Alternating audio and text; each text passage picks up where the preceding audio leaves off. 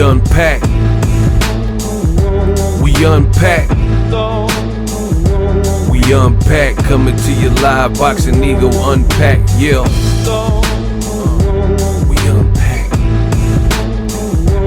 We unpack. We unpack. Coming to you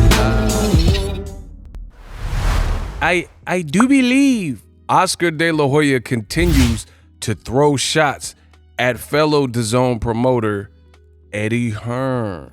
That's what I want to talk about in this video. What up, Fight World? It's your boy Ego, and I'm back with some more boxing.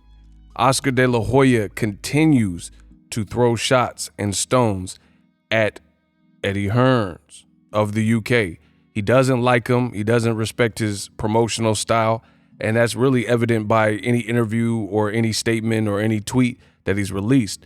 In his latest onslaught, he says, #Lonesome Eddie. Top Rank will not work with you. PBC thinks you are a joke, and we all know how I feel about you. So he's saying basically everybody in America, all the top promoters in America, don't F with Eddie Hearn.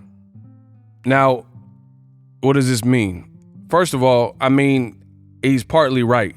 Eddie Hearn did an interview on Ariel Helwani's show recently, and he says that when Canelo fought Caleb Plant, PBC wasn't really messing with him, so he had restricted access. It sounded kind of similar to Bernard Hopkins after he touched Gervonta Davis, how they had him kind of play in the background and he didn't have all access at their promotion.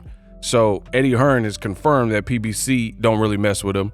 We know Leonard Ellerby always takes shots at Eddie Hearn, Ain't No Sunshine, and, you know, things like that. Steven Espinoza, he doesn't really seem to like him either. So, yeah, I guess what Eddie Hearn, he's wore out his welcome. And Oscar De La Hoya, what he's saying is true. Now, here's the other thing. Top Rank, Bob Arum, the Hall of Fame promoter, he has definitely said disparaging things. He basically said Eddie Hearn is a clown and a joke, and he's looked and viewed as that in America. And I told you guys years ago, really, when Eddie kind of got too big for his britches was when Dazn came to America. He was the spearhead, he was the front man, and he did a lot of talking. And if Dazn was my company, that partnership would have went away immediately, because Dazn, that is not how you start business in a new market. By basic, like, you're not a drug dealer where you go like leave California and try to set up shop in Miami or New York, and then you try to muscle everybody around and say, hey, make room for me, Nicky Barnes, make room for me, Frank Lucas, I'm the new guy. You know, this is their territory, and you're gonna create a lot of enemies doing that. You know, because Frank Lucas, I got Blue Magic, name brand like Pepsi. I guarantee you my dollar. That's $25,000 alpaca. You don't wipe that, you blot that. Huh? So Eddie Hearn, when he entered America with the Dazn, he was like, $1 billion war chest, and I got $1 billion to spend freely. What do you have to show for it? You just lost Canelo Alvarez, which was the biggest chess piece that you even had. Ryan Garcia is with Golden Boy, but it looks like he might look in another direction, and he's being sued by Golden Boy. So Oscar really can't talk because he did lose Canelo and he lost Ryan Garcia. But I will say this, it looks bad for Dazn. Golden Boy's fighters seem to be leaving. Senicia Estrada, she went to Top Rank. Ryan Garcia, he's getting sued, so we'll see how that plays out. Canelo left. Canelo's doing a multi-fight deal with PBC, and then Dazn has their own promoters, the two promoters that they really work with to supply boxing content, and they can't stand each other, and that's Oscar De La Hoya and Eddie Hearn, and they're constantly at each other's throats. I mean, Dazn is such a weird business model.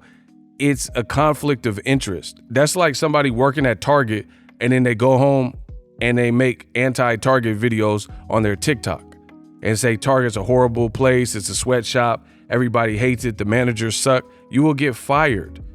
That's how business works. You will get fired because it's a conflict of interest.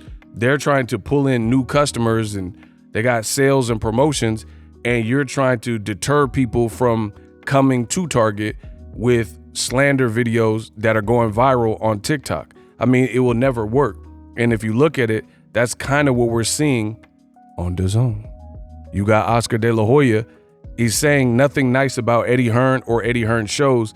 Literally last week when Eddie Hearn had the Regis Prograis fight, he says another like dog-ish horrible production from Eddie Hearn. Eddie doesn't know what he's doing. Eddie Hearn puts up horrible events.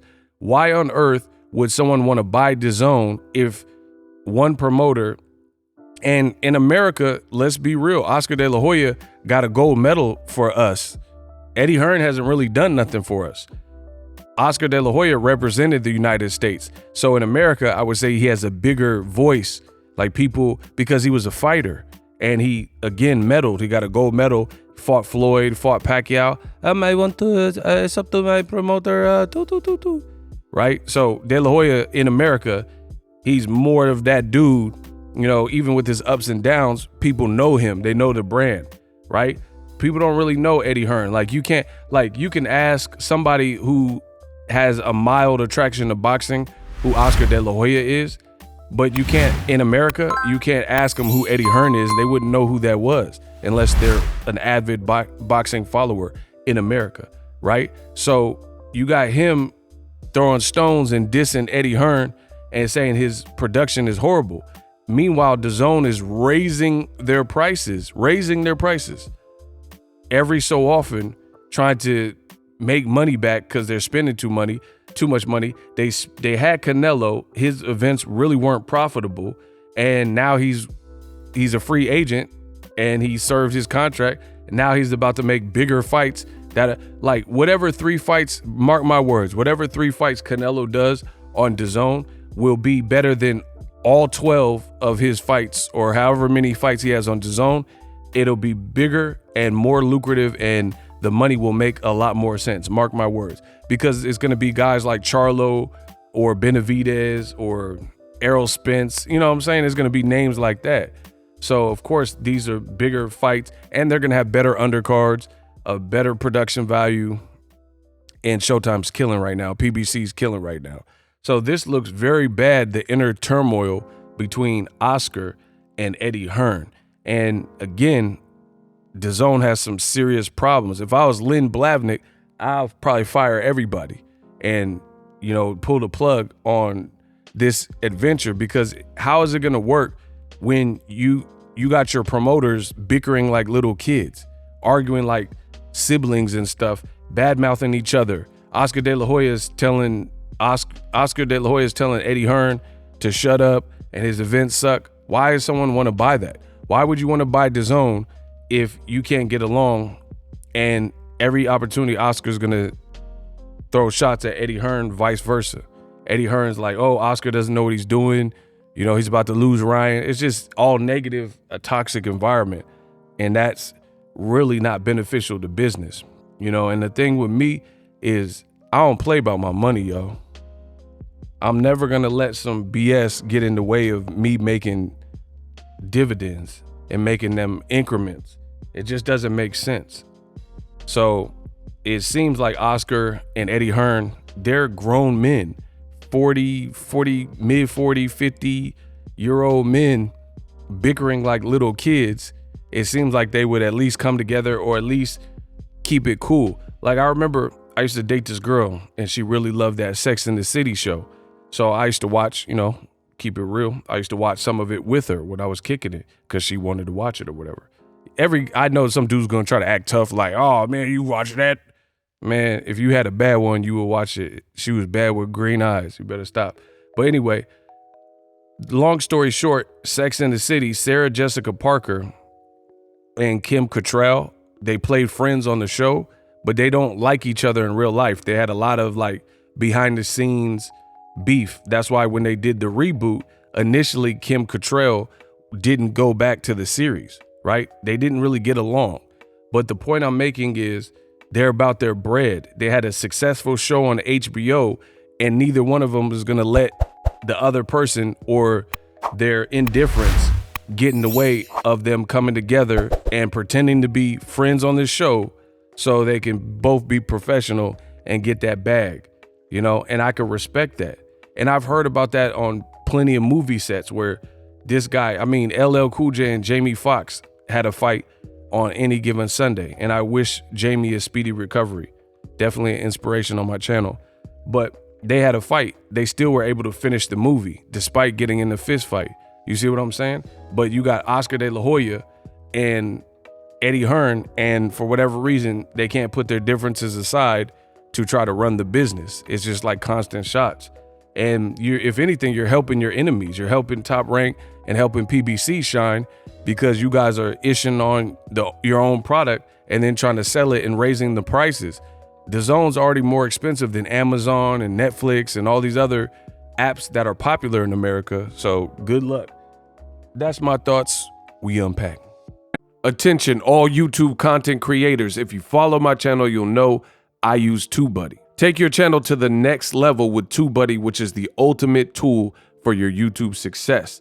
Unlock a world of possibilities, grow your channel, increase your views, and maximize your earnings. Cha-ching. TubeBuddy features powerful keyword research, video optimization, and so much more. TubeBuddy got your back. But wait, there's more. I got a coupon code for you guys, 25% off until June 30th. If you click my link in the description and enter the code 25buddy, I will give you 25% off TubeBuddy to get your YouTube channel jumping. Click my link in the description, enjoy the coupon code, and happy creation.